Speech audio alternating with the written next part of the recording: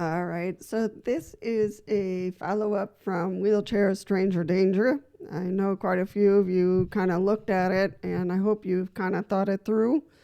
I wanted to add, as I said in the last video, to put some protocols in here so you can talk with your family, so you can figure out for yourself what are some good protocols that you would feel safe with to talk with friends, to talk with family, to talk with someone who's helping you on a trip, to somebody who's accompanying you somewhere, to put some protocols in place. So let's start here. I think there are some important ones that you can kind of say, okay, yeah, that resonates with me, or no, I would think of it this way, so everybody has their own positions on it, but I think for especially those who are starting, to know that these are, basic protocols that are important for you and important for the caregiver or who is accompanying you. All right, so here we go. So the first one is to focus on you and not your disability, okay? To focus on you as a person. Sometimes when we are in wheelchairs, they think we can't speak and we can't hear. Don't ask me why, but some people think that, all our, senses have gone out the window along with the wheelchair. And that's not true. So obviously. So just let them know to treat you like a person, to face you when they're speaking so you can hear them better, and have some agreements on how this will all work out. So obviously for those who are around you, to never touch your wheelchair without your consent, to never, do anything that you did not give them permission. No means no, and yes means yes. So make sure they understand. If I say no, that you shouldn't have to repeat it. So that's really important. And if you say no, that's it.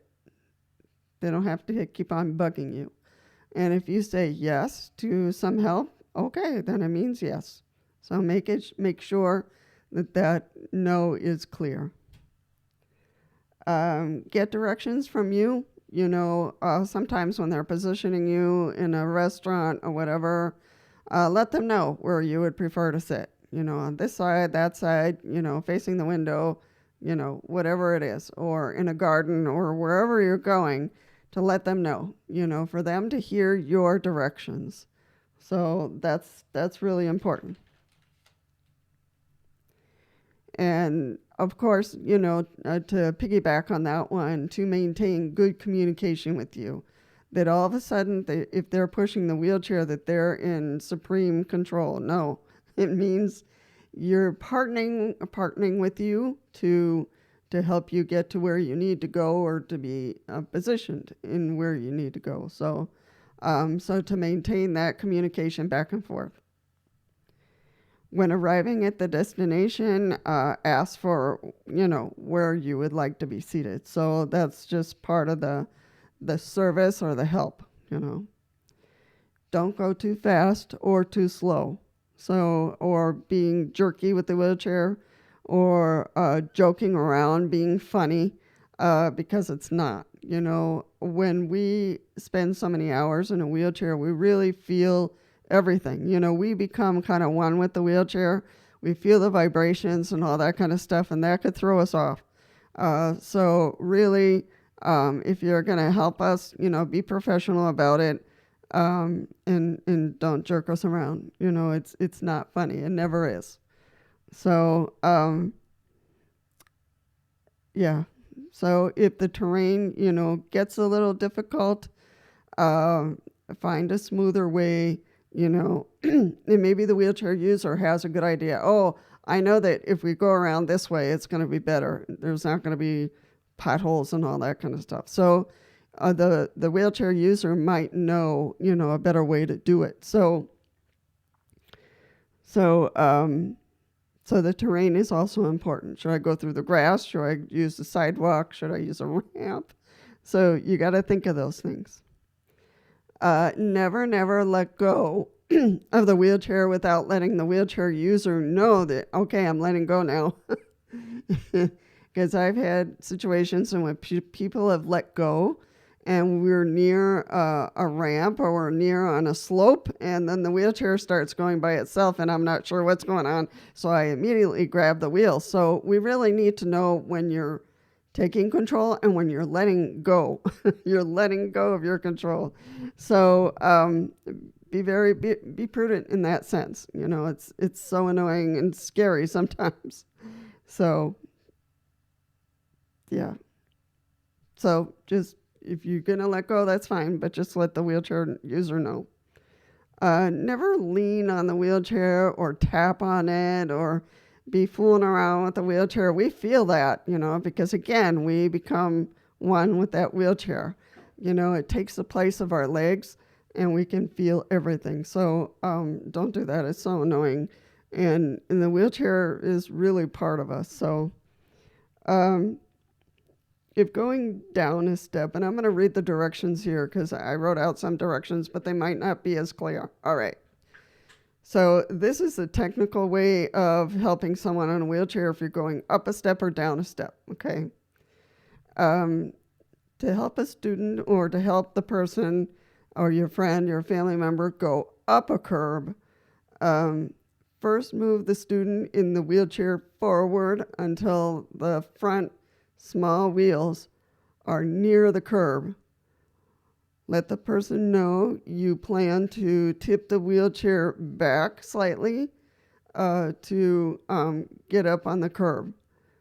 Then tip the wheelchair onto its back on the wheels, on the big wheels, by pushing down on the push handle. Sometimes they have a push handle down below, while stepping down on one of the tip bars, which is down below underneath the seat,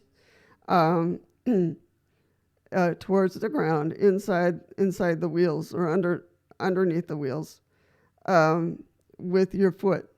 Push the wheelchair forward and put the wheels on the sidewalk, those small ones, and then, you know, push up the rest of the wheelchair and push it forward. Now, if you're not capable physically of doing that, if you are a person who does not have the strength to do these things, please don't offer. You know, there's a lot of other people who can do this. And usually the wheelchair user has been trained to get up a curb and get down a curb. So if you do not have the strength to do this, please do not offer, okay? Sometimes elderly people will go up, oh, I'm going to help you, and they shouldn't. All right. To help the person go down a curb, if no curb cut exists, you should use curb cuts to the best of your ability. If you have to go down half a block, go down half a block, you know. First, move the student in the wheelchair backward until the back wheels, the large ones, are near the edge of the curb.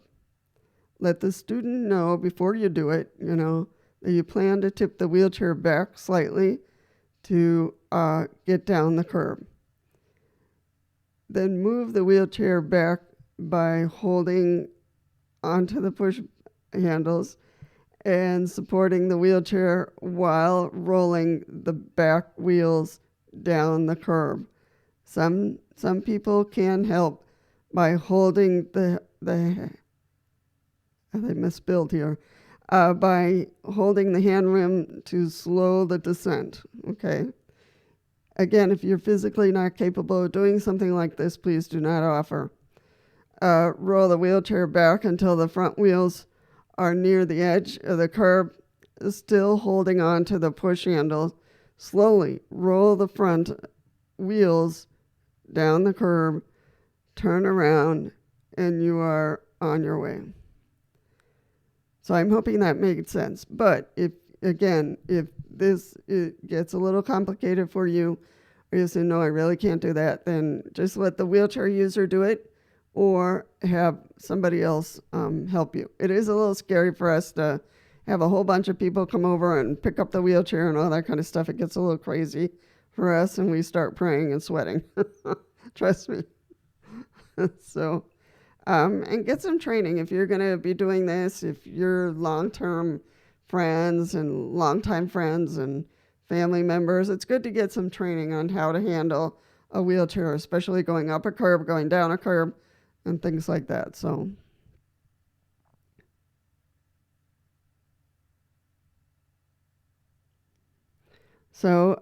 Yeah.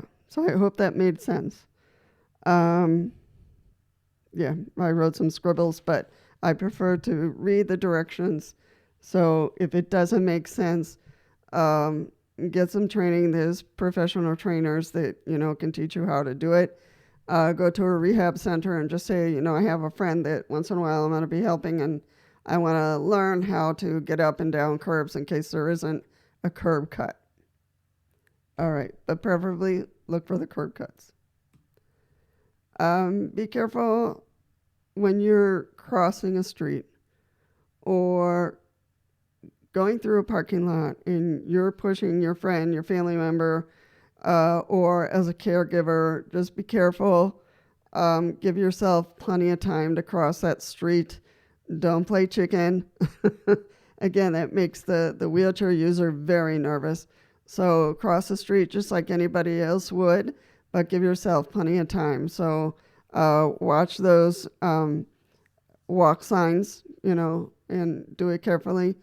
Going through a parking lot, be careful with cars coming in and out. And it's hard to say where exactly to walk in a parking lot. Parking lots are the most dangerous place for wheelchair users because cars are coming and going. Preferably, you can park in the disabled, the handicap parking spots, and that will solve the problem right there. So, but sometimes you have to park in another spot in the parking lot. So what I do a lot of times is I drive down the middle of the parking lot, so it gives me, I'm far away enough from the cars, parked cars, that if they start moving, that I can get out of the way. And if somebody's behind me, I just move over and let them go. But I go down the middle, so there's space enough for me to see a car if it starts to back out, and I can get out of the way or just raise my hand so they can see me that I'm going by. So there's a couple of different tricks you can use as a wheelchair user or as a caregiver if you have to go through a parking lot. So I'm hoping these protocols will be helpful. Okay, now for power wheelchairs, some things you can help them with is if they can't find a curb cut and their power wheelchair is not built to go up curbs, just help them point out where the curb might be, the curb cut, and that helps a lot. To other things you can help power wheelchairs is opening the doors. Sometimes even if it has a push button to open a door, the door tends to close pretty fast. So make sure that that door doesn't close on them. So that's very helpful. If you're going into a restaurant or could be a church, just make sure there's a way through so that the power wheelchair person can get through the restaurant or get through the church or find a good place to seat them. So that's good. That's good help. Don't try to push the wheelchair, please, because the person drives it. So that's their independence. They can drive it on their own. So don't try to, handle it. So power wheelchairs are a little bit different. And and please don't try to lean on it or tap on it or fool around with their joystick. That makes them very nervous. It makes me very nervous. So when somebody starts playing around with the joystick, I turn it off right away so people are not tempted. So it's, the joysticks are very sensitive, and you can move the wheelchair in a direction that would run over your foot or hurt somebody else. So just know that our power wheelchairs weigh a lot, and we're always making sure that we stay clear of hurting someone. So don't interfere with our driving, please. Let's see. That's about it. The person in the power wheelchair is pretty independent, and so just ask them, is there anything I can help you with? and, they'll give you direction or they'll say no. So again, no means no and yes means yes. So just help them with doors or making sure there's a clear space for them to get through. All right. We'll see. So I'm hoping these protocols will be helpful. Share them with your family, with your friends, or you can use this as a base and you can make your own protocols and see what is most helpful. So let me know. You can say, oh, Lisa, you forgot to add this protocol, or these are the protocols I use, etc. We can design some that make, really good sense and put it out there to the public. So I'm hoping this helps. Stay well, as always, and be safe.